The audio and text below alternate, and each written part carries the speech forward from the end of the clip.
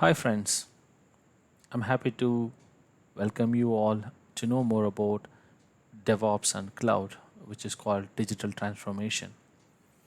Currently in information technology world, and these two buzzwords are very famous, DevOps and cloud, isn't it?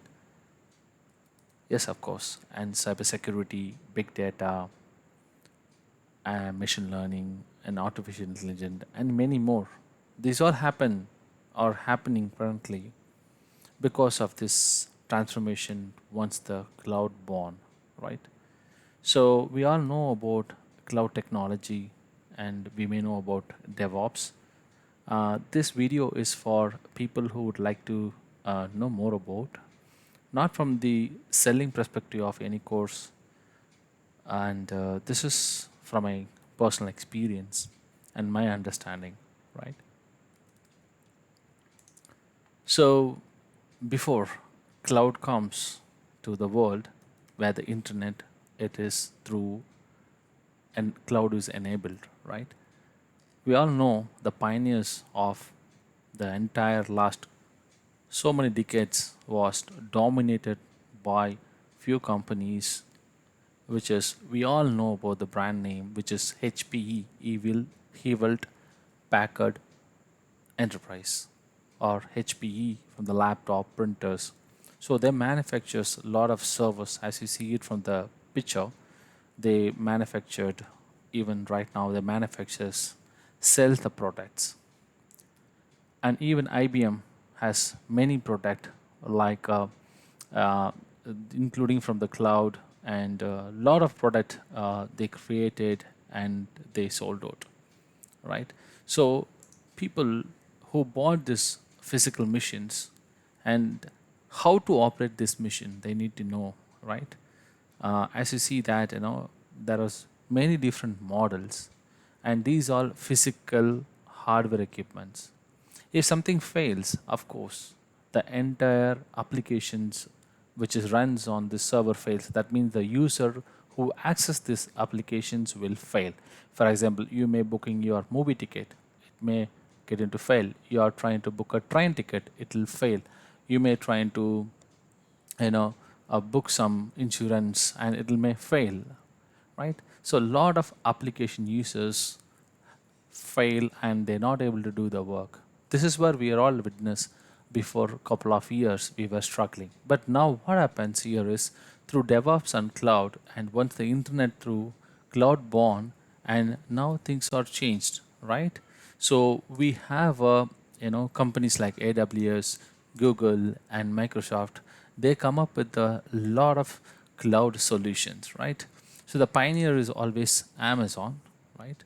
So they thought that they were using their software and being successful with the product Amazon, right? So they started using the same whatever the key ingredients they used to be successful. They made a product which is cloud and Amazon cloud technology, right? So why I want to say that you all know about this, but people who are a lot of people work in HPE, IBM. These are product manufacturers, and there are storage companies like NetApps, right? They are a manufacturer of a lot of storage devices, 3PAR, EMC, right? There are a lot of companies, this company Cisco, right? They manufacture a lot of networking equipments, right? It's for telecommunication and for home routers, switches, and many, many more. They're the pioneers, right? So once the cloud come, everything, all the technologies are feeded in the cloud, right? So now people are going. I mean to say, people means the company. People want a great solution. So the company thinks for the people and create a great solution, and that's the reason now everyone moves towards a cloud. All right. So what happened? Okay. So cloud is there, hardware, software is there, you know, right? What's happening here right now, right? So if I see it, the hardware people, they don't know more about software. They may know how to operate the product, right? Right. So when it comes to a software, there are companies like Infosys, Capgemini, TCS. These companies they know how to integrate the software product and coding and make it how it works. But there is a huge gap between the how the people works in the hardware technology. They may not know what software, I know the side is what's happening this side. The software people may not know what the hardware, company products operate, how it works, if something fail, how it fix. They don't know, right? Once a cloud comes, then it started. Like people can fix and make implement lot of things on their own infrastructures on cloud, right? So let me take you to this cycle. Is very good in from the Splunk.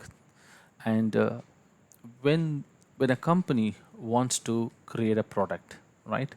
So they will start, you know thinking to create a product which will be um, involved in many phases, right? That is called SDLC phases. This is software defined software development lifecycle methodology, right?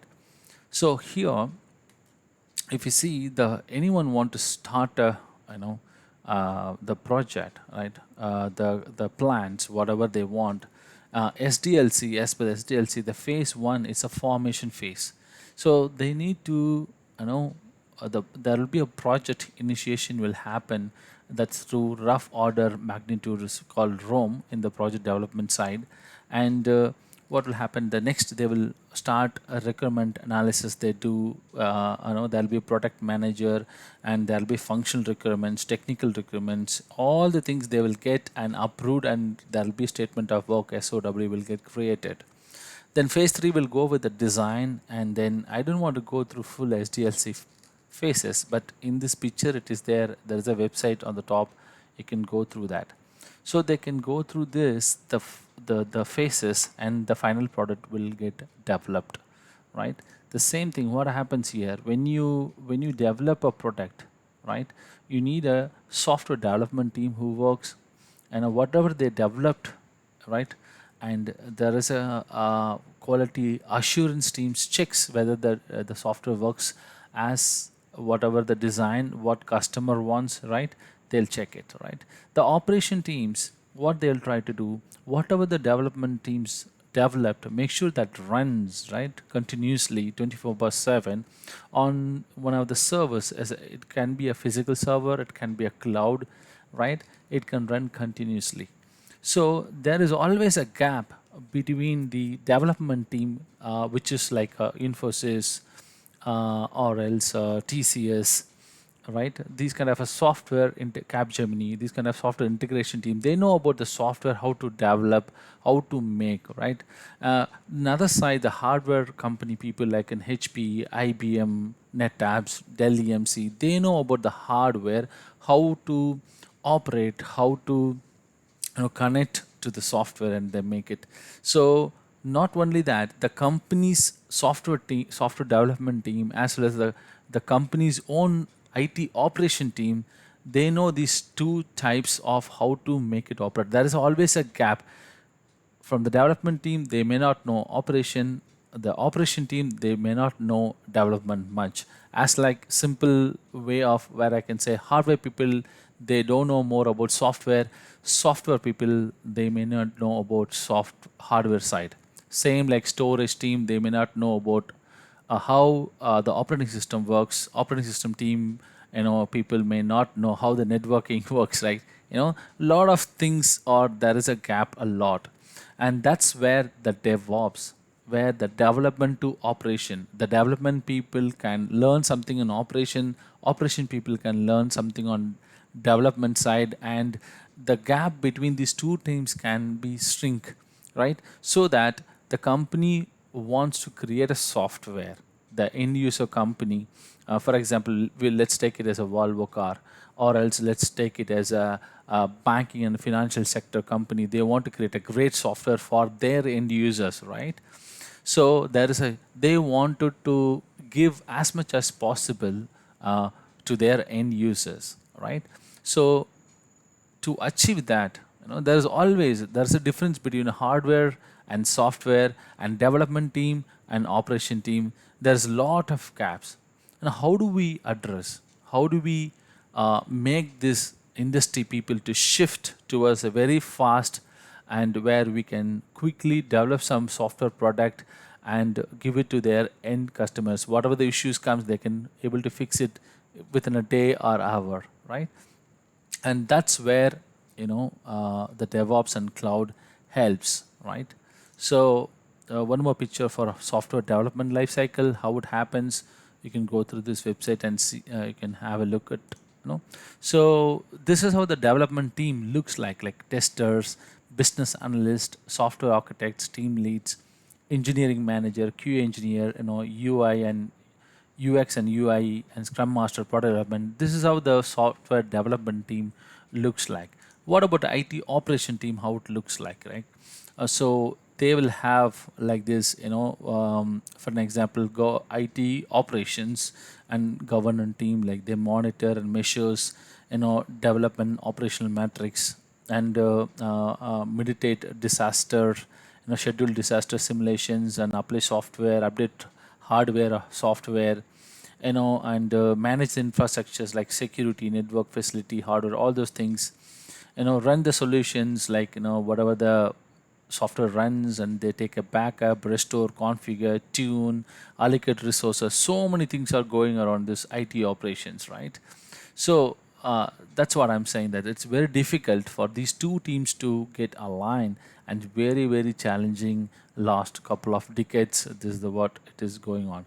So that's where the DevOps born, right? So the DevOps helps the development and operation teams to work somehow closer to each other using some of the tools, and make sure that no matter of hardware or software, right? Let's make it faster and make it smarter, right? So the development teams, they build the software code, right? They do coding and they do test the code, and then sorry, let me put it in order. They plan, okay, the planning, then they do coding, and they build the software and test the software. Then operation team, they deploy the software, and they operate the software and monitor the software. They release new updates. So this is how the components looks like, right? So for to achieve that, this to have a faster way of doing things, which is nowadays the companies moving towards infrastructure as a code. So after the cloud born, right? There are a lot of other companies and tools are born like Terraform, Ansible, Chef, Puppet, like that. So what happens here is, whatever the hardware, it can be a storage device or a network device or a security device or software, everything is available in cloud, and they want to make it as a code, right? So the code means it's not a pure software code how they developed through Java, PHP, .NET, like that. So it can be a template or a script, some policies, right? So using this Terraform, Ansible, Chef, and Puppet, like this, great tools to build a software, right? To build the software in the style of DevOps. So development operation, it's like an infinity, movement of, always continuously there'll be a software development happens, and then these all tools are helpful for that. So they will, for an example, let's start with a plan, then the code. So you want to start a coffee outlet, so you plan for it, and whatever the things are necessary you need, you buy those equipments, and you build the outlet, and then you will test it whether it is going well or not, the business. If the business goes well, then you modify something and make it better, get the feedback, and you redeploy some other ideas what you want to do, and then you operate and be successful, and then continuously monitor whether the business goes well or not. Same like that, once the software build, they want to plan, and then based on the plan and gather the requirement analysis, then they do code, then they build software, then they test the software, then they will release a software and deploy the software and operate the software and monitor. This completely goes. There are a lot of tools helpful, for to build a great DevOps. All right. So let's check out some of the jobs which is available in the famous portal, which is Naukri, right? So let me go and search it for an example. I search it for DevOps, and there are so many jobs are available at the market currently. My cloud engineer job search results, it's yield around 85,000 jobs is available, and depends on the department. There are many, the locations are many, and many more jobs are available. Let's take it and search it for DevOps. There are many jobs are available for DevOps engineers alone, right? So, and the salary structures are really, really attractive, right? So let's see it for cloud. Yes, of course. Look at this figure, right? So you have 1 to 5 crores rupees, 69 jobs are there, right? You have a 1 to 5, one, okay, that's fine, but there are a lot of other well attracted salary package they offer for cloud and DevOps. All right. Let us check it in the UK, the job list. What are the top 10, IT job list in 2022? You see the Google itself, they gave the, the cloud architect, DevOps engineer, right? So of course, whoever learn cloud and DevOps, yes, of course, the future is waiting for you, and you'll have a great, successful career. And I hope this video I made it within a 30 to 45 minutes of browsing this, the just website alone, without any PPTs. I was able to do just live. If you like this video, please comment, and if you want me to improve, please give some of the input. I'm not the professional course maker, but I'm the one of the person who works for a company. Just thought that, I don't want to make a video that how people are sells some of the courses, but I want to be a real that how I can help for others to understand this cloud and DevOps within a matter of some minutes. Thank you for watching. Have a great time there. Bye bye.